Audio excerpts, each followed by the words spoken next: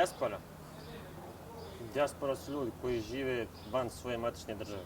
Oni su ljudi koji tamo radi i koji povremeno dolaze ovdje.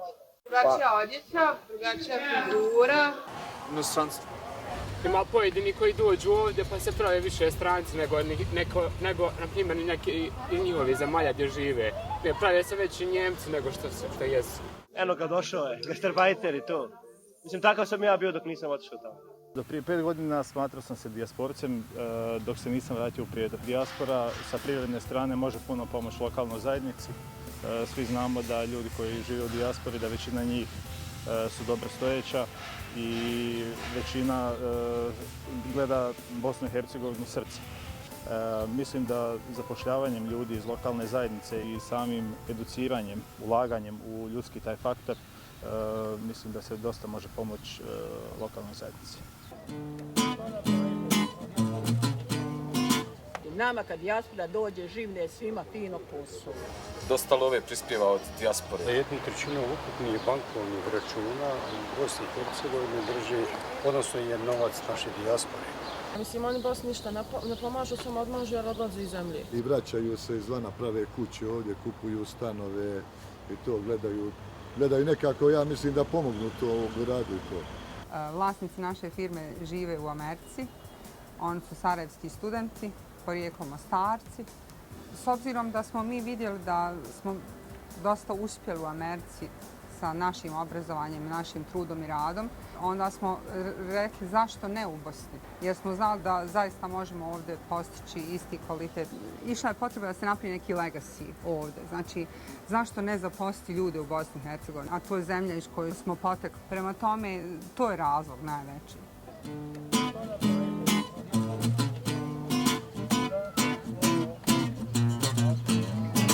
Danas da grad i zajednica radi prema dijaspori i nešto traži, a da ja znam da je to nešto javno, ne.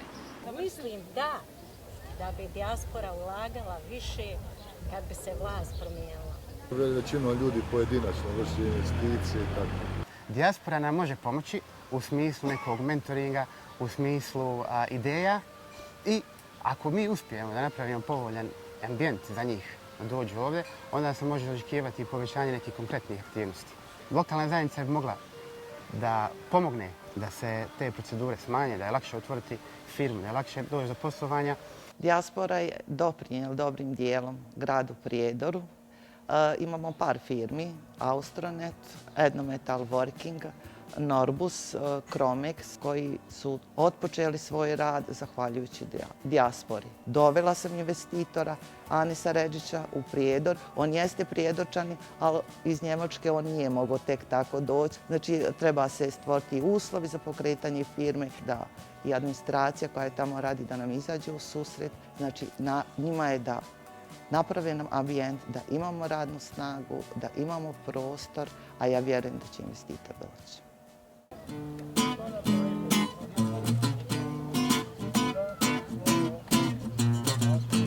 Ja mislim, recimo, ljudi koji rade u inostranstvu, u nekim firmama, kompanijama, da bi moglo da se napravi neka podružnica, tako da kažem, ljudi koji će raditi, recimo da se oformi nova firma u Zenici, u Sarajevu, bilo gdje u Bosni i Hercegovini, tim bi se doprinijelo svakako da se puno ljudi zaposli. Možda bi mogli potražiti šansu da budu glasni u tom segmentu, da natjeraju ove ljude koji vode politiku, koji planiraju, ako išta planiraju, da otvore njima više prostora.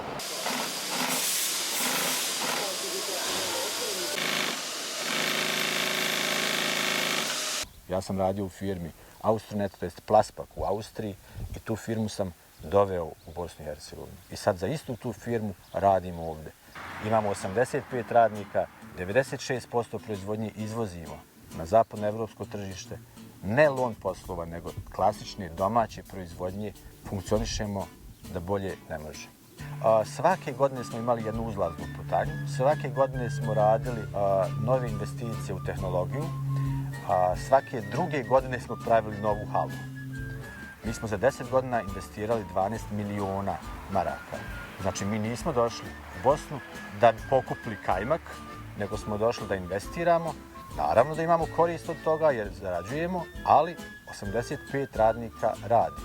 Znači, dijaspora mora da shvati da ovdje nije sve negativno. Morate jednostavno stisnuti, doći ovamo, pogledati gdje, kako, šta, razgovarati sa par ljudi i onda donijeti neku svoju odluku. I to je to.